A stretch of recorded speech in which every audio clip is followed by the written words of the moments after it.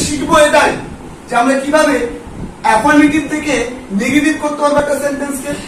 তোমার হ্যাঁ বোধক দেওয়া হবে, তোমার কি করতে হবে? না বোধক করতে হবে। না বোধক দেওয়া হবে, তোমাদের কি করতে হবে? অ্যাফার্মেটিভ করতে হবে। নিশ্চয়ই এইগুলো বিষয় করে যারা আছে, কি বললাম, এইগুলো যতজন আছে প্রত্যেকে পারবে। এবং আমার ভিডিও যারা দেখছে, সে যে কোয়ালিটির স্টুডেন্ট হোক না কেন, ইংরেজি জানুক বা না জানুক, উচ্চারণ করে পড়তে পারুক বা না পারুক, আমি আজকে যে রুলস গুলো বলবো এবং যেভাবে বলবো, প্রত্যেকটা ছেলে এই অ্যাফার্মেটিভ থেকে নেগেটিভ করতে পারবে 100% গ্যারান্টি। ট্রান্সফরমেশন অফ সেন্টেন্স, তোমরা বলছো তোমাদের বিষয় এটা করাচ্ছে। তো আমরা আমাদের আজকের এই ক্লাসটাতে ট্রান্সফরমেশন অফ সেন্টেন্সের 3টে রুল শিখবো। শুরু করার আগে যেটা আমাদের বলা দরকার, আগে লিখি যে ট্রান্সফরমেশন অফ সেন্টেন্স। আমি কি বললাম? Transformation of sentence. প্রথমত অর্থটা বুঝতে হবে। ট্রান্সফরমেশন অফ সেন্টেন্সের অর্থটা কি? অর্থ কি? ট্রান্সফর্ম করা মানে কি? বদলানো, পাল্টানো। কি পাল্টাবো? সেন্টেন্স পাল্টাবো।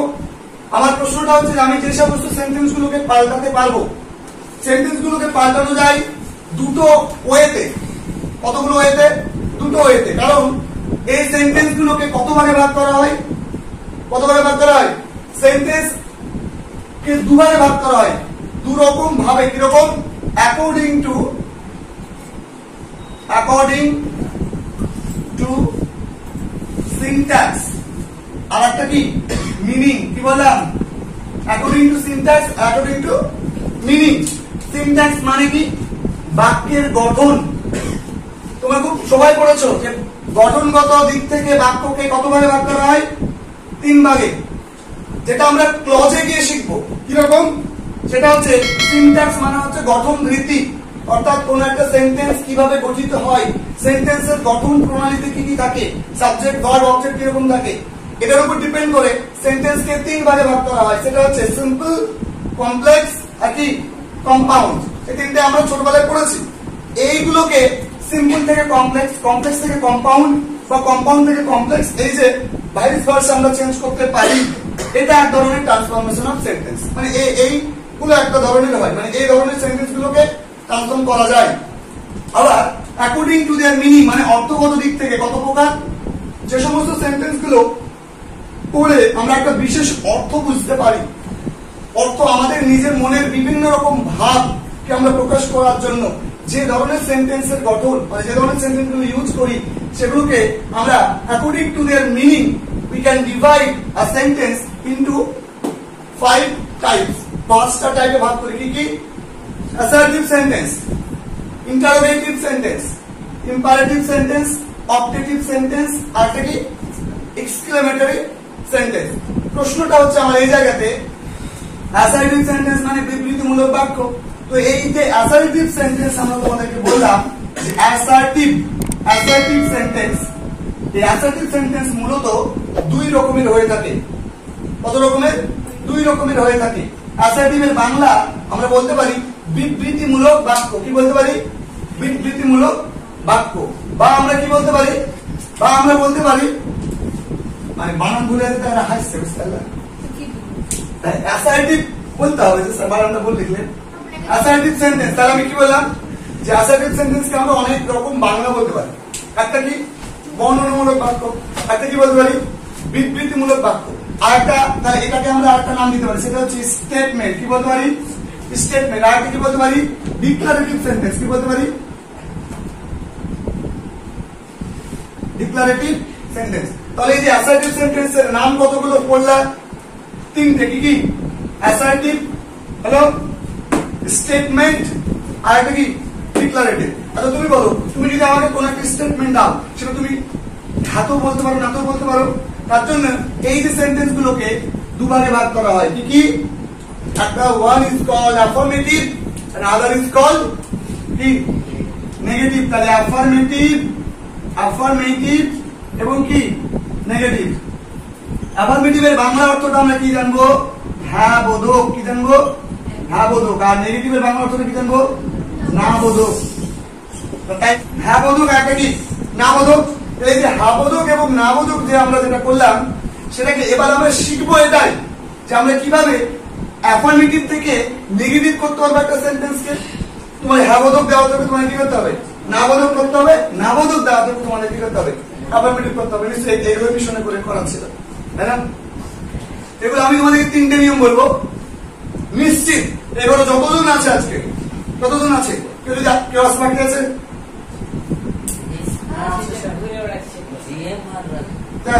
যাই হোক, যারা বাকি আছে তাদের তো প্রসঙ্গ আলাদা। এই ঘরে যারা আছে, কি বললাম, এই ঘরে যতজন আছে প্রত্যেকে পারবে। এবং আমার ভিডিও যারা দেখছে, সে যে কলেজের স্টুডেন্ট হোক না কেন, ইংরেজি জানুক বা না জানুক, উচ্চারণ করে পড়তে পারুক বা না পারুক, আমি আজকে যে রুলস গুলো বলবো এবং যেভাবে বলবো, প্রত্যেকটা ছেলে এই অ্যাফার্মেটিভ থেকে নেগেটিভ করতে পারবে 100% গ্যারান্টি। বললাম, তাহলে এটা নিয়ে কোনো সমস্যা থাকার কথা না। আমি 3টে রুলস বলবো, 3টে রুলস, তোমার যদি কমন সেন্স থাকে, you can do it, everything is possible if you have a positive will, তুমি সবকিছু করতে পারবে। বললাম কথা। তাহলে আমরা এবার রুলসের দিকে যাচ্ছি। এতটুকুর মধ্যে ইজ দেয়ার এনি ডাউট? নাই। 1, আমরা যে রুলসটাকে ফলো করবো অ্যাফার্মেটিভ থেকে নেগেটিভ করার জন্য, সেটা হচ্ছে অপোজিট। কি বললাম? অপোজিট। অপোজিট কি করে? অপোজিট শব্দ প্রয়োগ করে, অপোজিট শব্দ ব্যবহার করে। এবার এখানে প্রত্যেকের একটা জিনিস জানা দরকার, আমরা ছোটবেলা থেকে প্রত্যেকে পড়ে এসেছি, যে সমস্ত শব্দগুলো অপোজিট হয়, যেমন বিগ, এর অপোজিট কি? স্মল। তোমার যদি বলি ডিনাই, মানে কি? অস্বীকার করা। স্বীকার করা ইংরেজি কি? কোনো কিছু মেনে নেওয়া। কি না, ওটা তো কোনো কিছু ভুল করা, ভুলকে জাহির করা, সেটা হচ্ছে কনফেস। স্বীকার করা ইংরেজি কি? হান্ট, মানে তো অন্য স্বীকার করা। আমি বললাম কোনো কিছু মেনে নেওয়া, তুমি অগ্রাহ্য করছো, কোনো কিছু মেনে নিচ্ছ, এটা হচ্ছে অ্যাডমিট করা। ও কনফেস বলেছে, কনফেসটাও লেখা যায়, কিন্তু আমরা বলবো এখানে অ্যাডমিট। তাহলে এই যে বিপরীত অর্থগুলো, এটা তোমাকে প্রথমত মনে রাখতে হবে। হলো? এবার তোমার প্রশ্নটা হলো যে বিপরীত শব্দ তুমি প্রয়োগ করে পড়বা। তুমি যখন বিপরীত শব্দ প্রয়োগ করে পড়বা, তখন তোমাকে এখানে একটা কন্ডিশন আছে। কন্ডিশনটা কি? প্রত্যেকের দিকে মনোযোগ দেবা। কন্ডিশনটা কি? তোমাকে যখন তুমি অপোজিট করবা, ওই অপোজিট শব্দটার আগে তোমাকে একটা কি লাগাতে হবে? According to the sentence structure you have to write negative word. কি বললাম? According to the sentence structure, according to the tense of the sentence, তোমাকে কোন একটা সেন্টেন্সের টেন্স বুঝে তোমাকে নেগেটিভ শব্দটা ইউজ করতে হবে। তাহলে আমি তোমাকে টেন্স বুঝাবো না, বুঝাবো কি? আমি বলেছি যে 100 জনকে পারাবো আমি, তাই বলেছি তো, তাহলে আমাকে পালাতে হবে। তাহলে আমার কি? তাহলে এখানে যদি মনে রাখবা, যদি বাক্যের মধ্যে অলওয়েজ থাকে, কি বললাম? বাক্যের মধ্যে অলওয়েজ থাকে, বলেছে তো কথার মধ্যে হাসাহাসি কিছু নাই। অলওয়েজ যদি থাকে বাক্যের মধ্যে, তোমাকে শুধুমাত্র কি করতে হবে? নেভার কথাটা ইউজ করতে হবে। কি বললাম? নেভার কথাটা ইউজ করতে হবে। অলওয়েজ থাকলে নেভার কথাটা ইউজ করতে হবে। এখানে তুমি কোন রকম নেগেটিভ ওয়ার্ড আর ইউজ করতে পাবা না। বললাম কথা। 2 নম্বর যেটা আমি বলবো, সেটা হচ্ছে অন্যান্য আদার্স যে সমস্ত ওয়ার্ড গুলো আছে, অন্যান্য ওয়ার্ড, এই ওয়ার্ডে তুমি কি করবা? নট, অর্থাৎ নেগেটিভ ওয়ার্ড, একটা নেগেটিভ ওয়ার্ড নিবা। সেটা ডিড নট হতে পারে, ইজ নট হতে পারে, ওয়াজ নট হতে পারে, হ্যাভ নট হতে পারে, হ্যাজ নট হতে পারে। বলে অ্যাকর্ডিং টু দ্য সেন্টেন্স, আমি উদাহরণ দিলে তুমি বুঝতে পারবা। তাহলে নট প্লাস কি? ওই যে শব্দটা, তার অপোজিট কার? এই যে ওয়ার্ড, এর অপোজিট তোমাকে নিতে হবে। Hello? I shall always obey you, এই একটা প্রশ্ন। I shall always obey you, তোমার প্রশ্ন দিবে কি? মেক ইট নেগেটিভ, না বোধক করো। আচ্ছা বলো তো, আমি অলওয়েজ থাকলে কি লিখতে বলেছি? লিখতে বলেছি নেভার। তুমি এই জায়গাটা দেখে চিনতে পারবে কিনা? ইংরেজি জানা দরকার আছে, উচ্চারণ জানা দরকার আছে, এই শব্দটা দেখে নিতে হবে। তা তুমি এখানে কি লাগাবা? নেভার। খেল খাতাম, I shall never। এবার এক্ষেত্রে তোমাকে কি করতে বলেছি? ওবে। ওবে মানে কি? মান্য করা। তাহলে এখানে ওবে অপোজিট তোমাকে লিখতে হবে, কারণ এখানে নেভার প্লাস তার অপোজিট, অপোজিট অর্থটাও কিন্তু এখানেও লিখতে হবে। এবার তোমরা দেখো, তুমি এমন করে করবা যাতে তোমার মিনিং এর কোনো পরিবর্তন না ঘটে। I shall always obey you, আমি তোমাকে সব সময় মেনে চলবো। তুমি যদি বলতে যে I shall never obey you, আমি তোমাকে কখনোই মেনে চলবো না, মিনিং একই থাকলো না আলাদা হলো? তোমাকে মিনিং একই রাখতে হবে। তুমি কখনো ওয়ার্ডের সেন্টেন্সের মিনিং কোনরূপ ভাবে চেঞ্জ করতে পারবে না। বুঝতে পারলাম? এবার বলো, তাহলে নেভার দিয়ে অর্থ চেঞ্জ হচ্ছে তো, তাই এই ওবে অর্থ তুমি রাখতে পাবা? তোমাকে ওবের একটা কি লিখতে হবে অপোজিট ওবের অপোজিট কি বলো ওই মানে অন্য করা ওবের অপোজিট কি ডিসঅবে তাহলে এখানে কি লিখবো ওবের জায়গাতে ডিসঅবে ইউ হলো তাহলে I shall never disobey you হলো বললাম কথা প্রত্যেককে এটা নিয়ে এই ওয়ার্ডটা নিয়ে কোনো ডাউট আছে এবার আমি একজনকে ধরবো এরপরে আমি একটা এক্সাম্পল দেবো যেটা আমি তোমাদেরকে ধরবো ঠিক আছে তোমাদের একটা এক্সাম্পল দিচ্ছি আই শ্যাল অলওয়েজ রিমেম্বার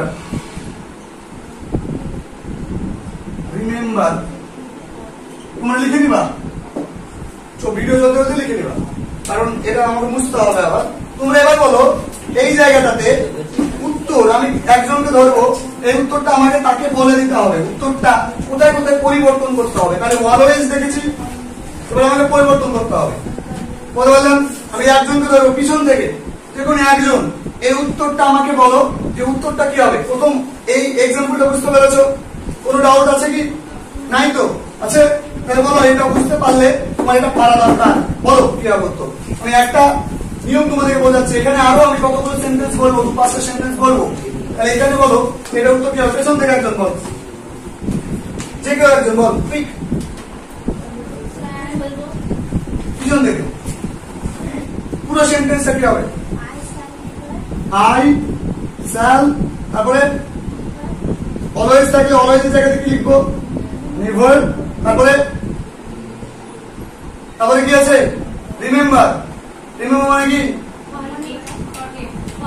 তাহলে কি হবে ফরগেট ইউ সহজ না কঠিন পারবা তো নেক্সট দেখো 2 নম্বর যদি আমি বলি হি ইজ আ ডাল বয়